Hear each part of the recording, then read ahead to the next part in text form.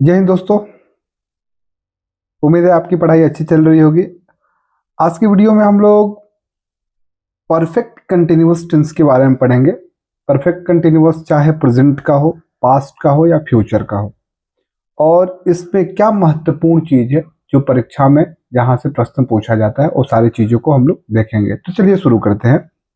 Present perfect continuous, जो कार्य भूतकाल में शुरू हुआ हो और अभी भी चल रहा हो वह प्रेजेंट परफेक्ट कंटिन्यूअस टेंस के अंतर्गत आता है। मान लीजिए किसी ऐसे एक्शन के बारे में आपको बताना हो जो एक्शन भूतकाल में शुरू हुआ लेकिन बोलते वक्त भी जारी है। जैसे मैं कहूं कि मैं 2 वर्षों से परीक्षा की तैयारी कर रहा हूं, तो ये जो काम है परीक्षा की तैयारी करना 2 वर्ष पहले शुरू हुआ लेकिन अभी भी जारी है। वे लोग कल से यहाँ रह रहे हैं, तो कल रहना शुरू किए अभी भी रह रहे हैं। हम लोग बचपन से क्रिकेट खेल रहे हैं, क्रिकेट खेलना बचपन में शुरू किए अभी भी हम लोग खेल रहे हैं। वह 2010 से शासन कर रहा है, शासन करना 2010 में शुरू किया अभी भी कर रहा है। तो अगर ऐसे एक्शन के बारे में डिस्कस करना हो, बताना हो जो कार्य भूत में शुरू हुआ, पास्ट टाइम में शुरू हुआ और अभी भी जारी है, तो उसके लिए प्रेजेंट परफेक्ट कंटिन्यूअस टेंस का प्रयोग सबसे उचित माना जाता है। इसी के अनुसार हम लोग सेंटेंस को बनाते हैं। जैसे I have been living in Delhi for 5 years, मैं 5 वर्षों से दिल्ली में रह रहा हूँ। रहने का काम शुरू किया 5 वर्ष पहले लेकिन अभी भी रह रहा हूँ, तो इसलिए यहाँ पे इसको प्रेजेंट परफेक्ट कंटिन्यूअस टेंस के अंतर्गत बनाया जाएगा। आपके सामने जब भी सेंटेंसेज आएंगे अफर्मेटिव, निगेटिव, इंट्रोगेटिव, तो उसको कैसे आप बनाइएगा, यहाँ पे स्ट्रक्चर दे दिया है। अफर्मेटिव सेंटेंस जिसको पॉजिटिव सेंटेंस बोलते हैं, कैसे बनाइएगा? अगर एक सेंटेंस रहे, सबसे पहले सब्जेक्ट रखिएगा, फिर हैज या हैव, उसके बाद से बिल लगा दीजिएगा। मतलब प्रेजेंट परफेक्ट कंटिन्यूअस टेंस में 2 सहायक क्रियाओं का हम लोग यूज करते हैं। एक होता है हैज बिन और दूसरा होता है हैव बिन। 2 सहायक क्रियाओं का यूज करते हैं, हैज बिन और हैव बिन, और इसके बाद से क्रिया का फर्स्ट फॉर्म आता है और इसमें आईएनजी जोड़ देते हैं। जब भी कंटिन्यूअस नाम आए ना, तो आप समझिएगा क्रिया का आईएनजी फॉर्म यूज होगा, चाहे तो कंटिन्यूअस चाहे तो परफेक्ट कंटिन्यूअस। ठीक है। एक चीज और याद रखिएगा कि जो हैज बिन है आपका सिंगुलर हेल्पिंग वर्ब है और जो हैव बिन है प्लूरल हेल्पिंग वर्ब है। ये सारी चीजें याद रखिएगा। ठीक है। मतलब मोटा मोटी अगर आपसे कहा जाए कि प्रेजेंट परफेक्ट कंटिन्यूअस टेंस के बारे में बताइए आप क्या जानते हैं, तो पहला सेंटेंस ये होना चाहिए कि भैया हम लोग इसमें इस प्रकार के कार्य को बताते हैं जो भूतकाल में शुरू हुआ लेकिन बोलते वक्त भी जारी है अभी। जैसे मैं यहाँ 2 वर्षों से रह रहा हूँ, रहने का कार्य 2 वर्ष पहले शुरू हुआ अभी भी जारी है। इस प्रकार के सेंटेंसेस जो होते हैं इनमें हम लोग हैज बिन हैव बिन का प्रयोग करते हैं। हैज बिन आपका सिंगुलर हेल्पिंग वर्ब है, अर्थात हमारा सब्जेक्ट सिंगुलर है तो हैज बिन लगाते हैं और सब्जेक्ट प्लूरल हो तो हैव बिन लगाते हैं। इसमें क्रिया का फर्स्ट फॉर्म लिख के आईएनजी हम लोग लगा देते हैं। तो यह अफर्मेटिव सेंटेंस का है, सब्जेक्ट हैज या हैव, उसके बाद से बिन, फिर क्रिया का फर्स्ट फॉर्म लिख के आईएनजी, उसके बाद से ऑब्जेक्ट।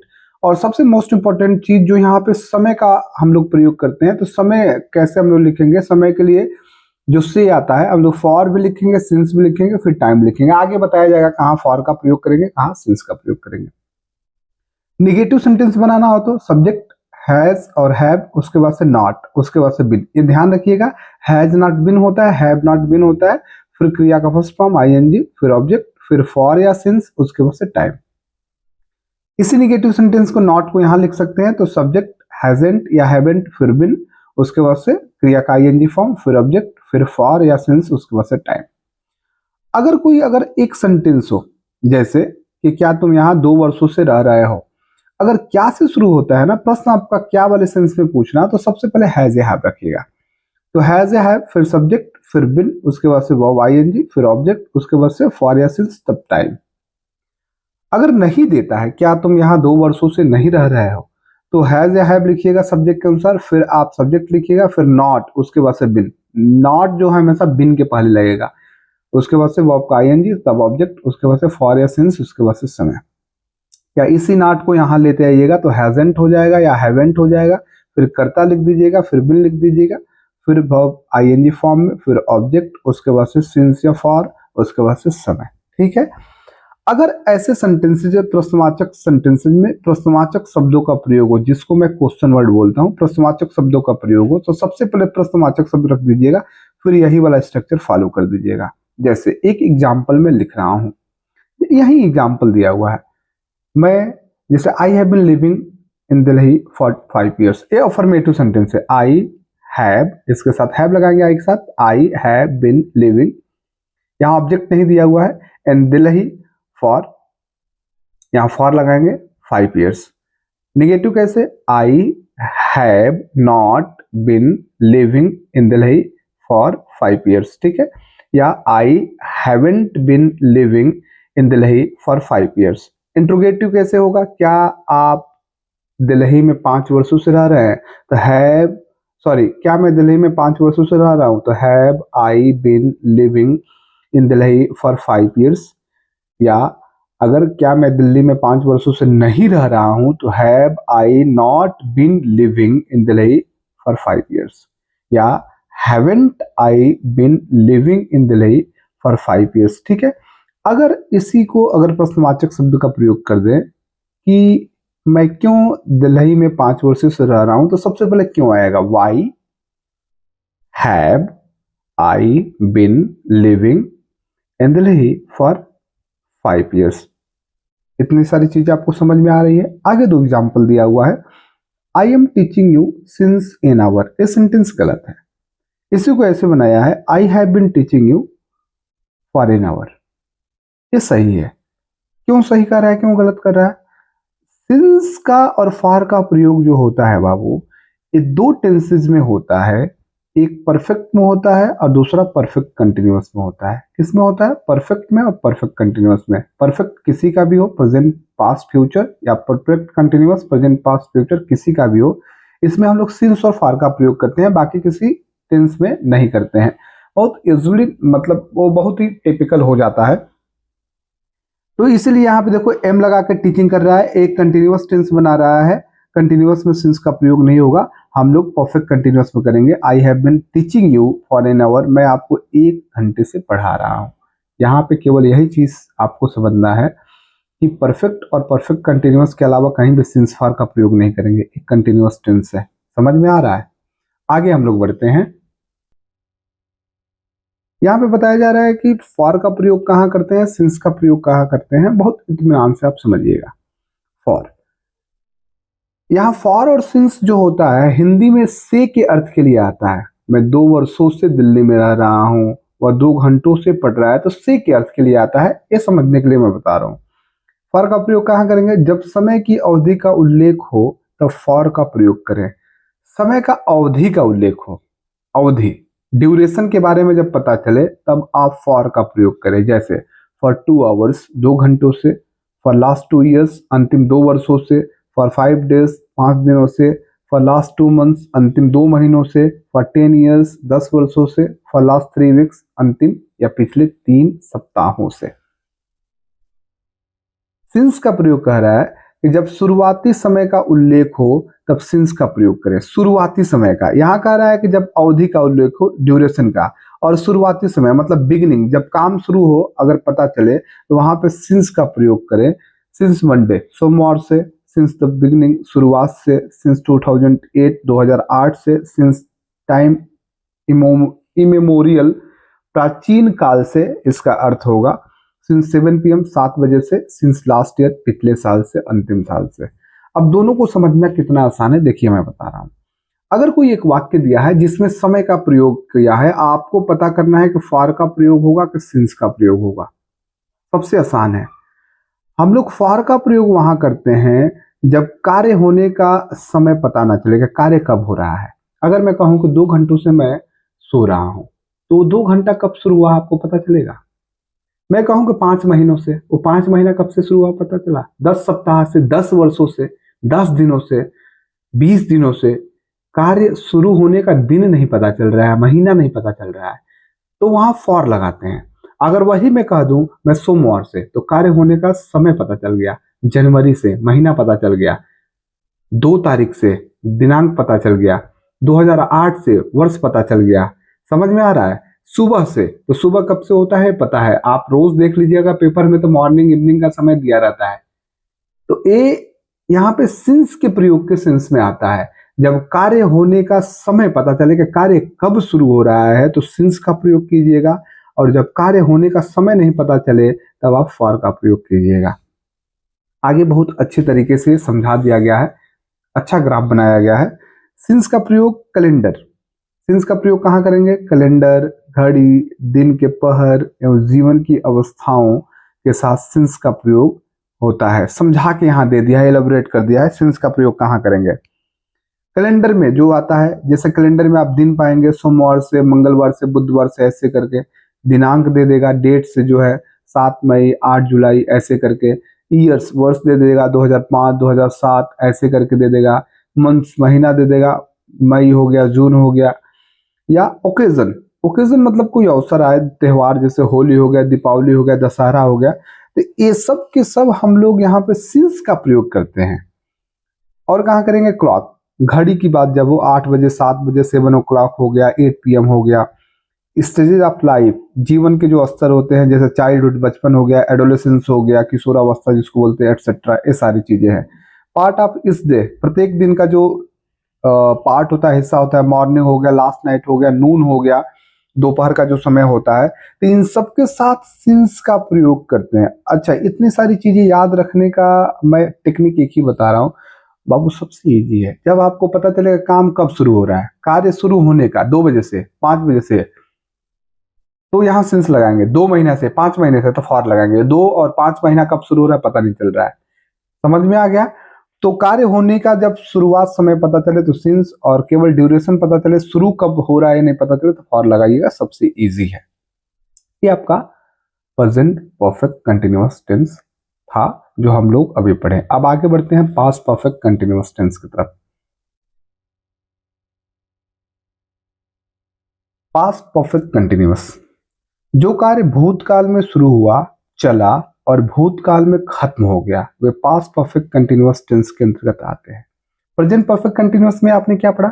ऐसा कार्य जो भूतकाल में शुरू हुआ और वर्तमान में भी जारी है। जैसे मैं 2 वर्षों से पढ़ रहा हूँ, 2 वर्ष पहले शुरू हुआ, अभी भी पढ़ रहा हूँ, तो वैसे हम प्रेजेंट परफेक्ट कंटिन्यूअस टेंस में बनाते हैं वैसे सेंटेंसेस को। लेकिन यहाँ कह रहा है कोई सेंटेंस हो जो भूतकाल में ही शुरू हुआ, चला भी कुछ समय तक, अब भूतकाल में ही खत्म हो गया, तो उसको हम लोग प्रेजेंट परफेक्ट कंटिन्यूअस टेंस में बनाते हैं। जैसे I had been waiting for you since morning, मैं सुबह से आपका इंतजार कर रहा था। इंतजार करने का समय सुबह से शुरू हुआ, कुछ समय तक चला और भूतकाल में खत्म हो गया, तो उसको हम लोग पास्ट परफेक्ट कंटिन्यूअस टेंस में बनाते हैं। अफर्मेटिव नेगेटिव सेंटेंस कैसे बनाएंगे? सब्जेक्ट रखेंगे, हैड रखेंगे, फिर बिन रखेंगे, फिर क्रिया का आईएनजी फॉर्म, फिर ऑब्जेक्ट, फिर वही सिंस, फॉर और सिंस, फिर टाइम। यहाँ पे आप याद रखिएगा कि पास्ट परफेक्ट कंटिन्यूअस टेंस में हम लोग सहायक क्रिया हैड का प्रयोग करते हैं। ये अपने आप में सिंगुलर और प्लूरल दोनों होता है, सभी सब्जेक्ट के साथ हैड भी लगाते हैं। और जैसा कि आपको पता है कंटिन्यूअस आ गया तो क्रिया का आईएनजी फॉर्म लगाते हैं। निगेटिव सेंटेंस कैसे बनाइएगा? सब्जेक्ट हैड, नॉट, उसके बाद से बिन। हैड नॉट को हैडंट लिख सकते हैं। हमेशा याद रखिएगा have not been, has not been, had not been होता है, बीन के पहले नॉट लगाते हैं, फिर क्रिया का आईएनजी फॉर्म, फिर ऑब्जेक्ट, उसके बाद से फॉर या सिंस, उसके बाद से समय। अगर प्रश्नवाचक शब्द आए क्या से शुरू हो तो सबसे पहले हैड, फिर सब्जेक्ट, फिर बिन, फिर क्रिया का आईएनजी फॉर्म, फिर ऑब्जेक्ट, फिर फॉर, सिंस, उसके बाद से टाइम। नहीं देता है तो हैड, सब्जेक्ट, फिर नॉट, फिर बिन, फिर क्रिया का आईएनजी फॉर्म, उसके बाद ऑब्जेक्ट, फिर फॉर या सिंस, तब टाइम। और इसी नॉट को यहाँ लेते आएंगे तो हैडेंट हो जाएगा, फिर सब्जेक्ट, फिर बिन, क्रिया का आईएनजी फॉर्म, ऑब्जेक्ट, फॉर या सिंस और समय। अगर इसी में एक प्रश्नवाचक शब्द दे देता है कब, क्यों, कैसे, तो सबसे पहले इसी स्ट्रक्चर में प्रश्नवाचक शब्द रख दीजिएगा, फिर यही स्ट्रक्चर आप रख के बना लीजिएगा। इसी को मैं बनाता हूं, ये आपके अफर्मेटिव सेंटेंस है। I had been living,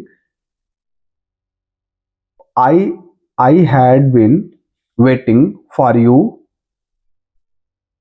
since morning. आप कहेंगे कि सर फॉर भी लगा है, सिंस भी लगा है। यहाँ फॉर लगाया है ऑब्जेक्ट के लिए, यहाँ सिंस लगा है टाइम के लिए। ये जो यहाँ बोल रहे हैं पार्ट ऑफ डे होता है वहां पे सिंस का प्रयोग करते हैं। निगेटिव इसका कैसे बनाएंगे? I had not been waiting for you since morning, क्या मैं तुम्हारा सुबह से इंतजार कर रहा हूं? तो had I bin waiting for you since morning, क्या मैं तुम्हारा सुबह से इंतजार नहीं कर रहा हूं? तो had I not been waiting for you since morning, या hadn't I been waiting for you since morning। अच्छा, एक प्रश्नवाचक शब्द रख के बनाइए।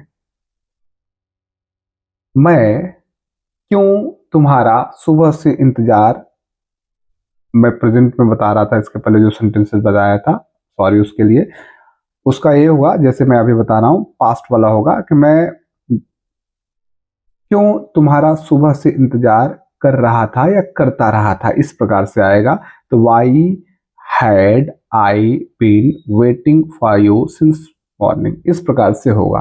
तो ये आपका पास्ट परफेक्ट कंटिन्यूअस टेंस है। इसमें याद रखने की क्या जरूरत है, ऐसा कार्य जो भूतकाल में शुरू हुआ, कुछ समय तक चला और खत्म हो गया, उसको हम लोग पास्ट परफेक्ट कंटिन्यूअस टेंस में बनाते हैं। पास्ट परफेक्ट कंटिन्यूअस टेंस में एक सहायक क्रिया का यूज होता है हैड बीन का, और आपको पता है कंटिन्यूअस में हमेशा क्रिया का आईएनजी फॉर्म लगाते हैं। समझ में आ गया? आगे बढ़ते हैं फ्यूचर परफेक्ट कंटिन्यूअस टेंस की तरफ। फ्यूचर परफेक्ट कंटिन्यूअस टेंस कह रहा है जो कार्य भविष्य काल के किसी समय तक जारी रहेगा वह फ्यूचर परफेक्ट कंटिन्यूअस टेंस के अंतर्गत आता है। अब भविष्य की बात कर रहा है कि कुछ समय तक जारी रहेगा, वो कार्य जो होगा कुछ समय तक जारी रहेगा, उसको फ्यूचर परफेक्ट कंटिन्यूअस टेंस के अंतर्गत बनाते हैं। जैसे I shall have been living in Delhi for 5 years by the end of the year. इस वर्ष के अंत तक मैं दिल्ली में 5 वर्ष रह चुका रहूंगा, इस तरीके से इसका अर्थ होगा। मतलब 5 वर्ष रह चुका रहूंगा, वो भविष्य में जो रहने का काम रहेगा 5 वर्ष पूरा हो चुका रहेगा। He will have been playing from 2 o'clock, वह 2 बजे से खेलता रहेगा, इस प्रकार से सेंस आएगा। ठीक है, आगे चलिए, आगे बढ़ते हैं हम लोग। देखिए, अगर अफर्मेटिव निगेटिव सेंटेंस आता है तो किस प्रकार से आप बनाइएगा। अफर्मेटिव सेंटेंस कैसे बनाइएगा, सब्जेक्ट रखिएगा, फिर शैल या विल रखिएगा, फिर हैव रखिएगा, फिर बिन, उसके बाद से क्रिया का आईएनजी फॉर्म, फिर ऑब्जेक्ट, फिर फॉर या सिंस, सॉरी यहाँ पे देखिएगा फॉर या फ्रॉम, उसके बाद से टाइम रखिएगा।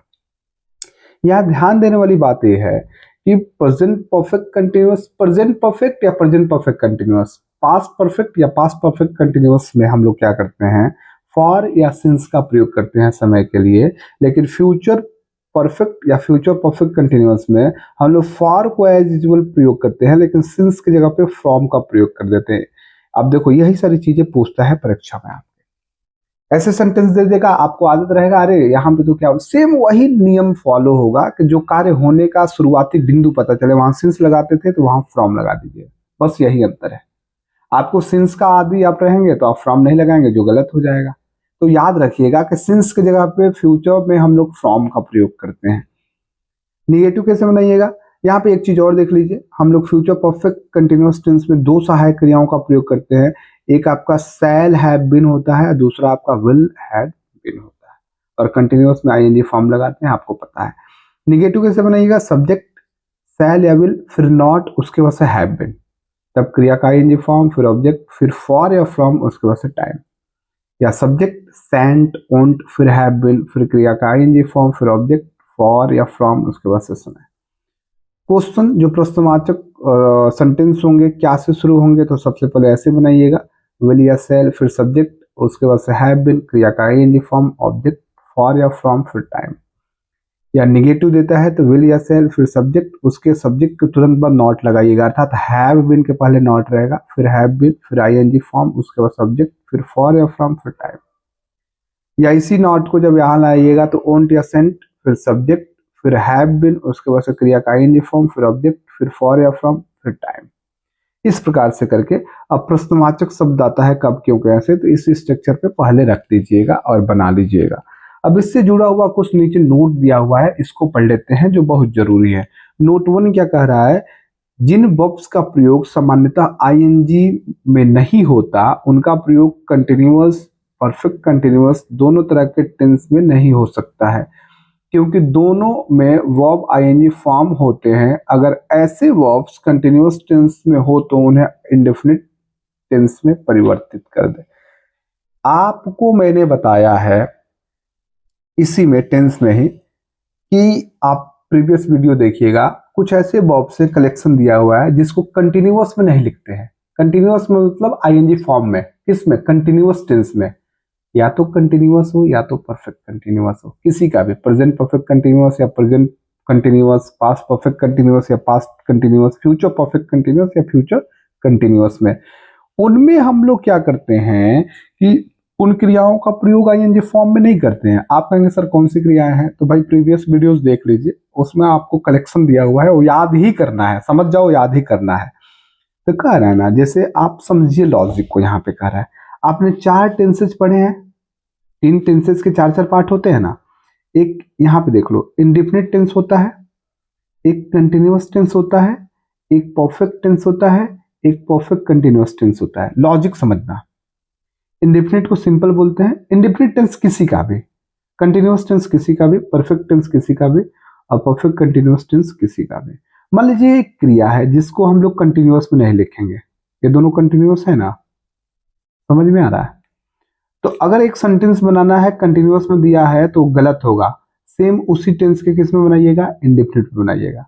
अगर वो टेंस परफेक्ट कंटिन्यूअस टेंस में दिया है तो गलत होगा, उसी को सीधा कैसे बनाइएगा, परफेक्ट टेंस में बनाइएगा। एक एग्जांपल देखते हैं, ये दिया हुआ है I am knowing you, know को हम लोग कंटिन्यूअस में नहीं लिखते हैं, आईएनजी में नहीं लिखते हैं। ये कौन सा टेंस है, प्रेजेंट कंटिन्यूअस है, प्रेजेंट कंटिन्यूअस टेंस हो गया, तो प्रेजेंट इंडेफिनिट टेंस में उस सेंटेंस को बनाइए, आई नो यू, ये प्रेजेंट इंडेफिनिट टेंस है, मैं आपको जान रहा हूं, हिंदी अर्थ, हिंदी इसका अर्थ ऐसे होगा, मैं आपको जान रहा हूं, यही अर्थ होगा। एक एक सेंटेंस हम बनाते हैं, जैसे कुछ क्रियाओं के जो आपको कलेक्शन में दिया था, उन्हीं क्रियाओं में से एक क्रिया का मैं आपसे बनवा देता हूं, या मैं आपको दिखा देता हूं, एक बार आप देख ही लीजिए।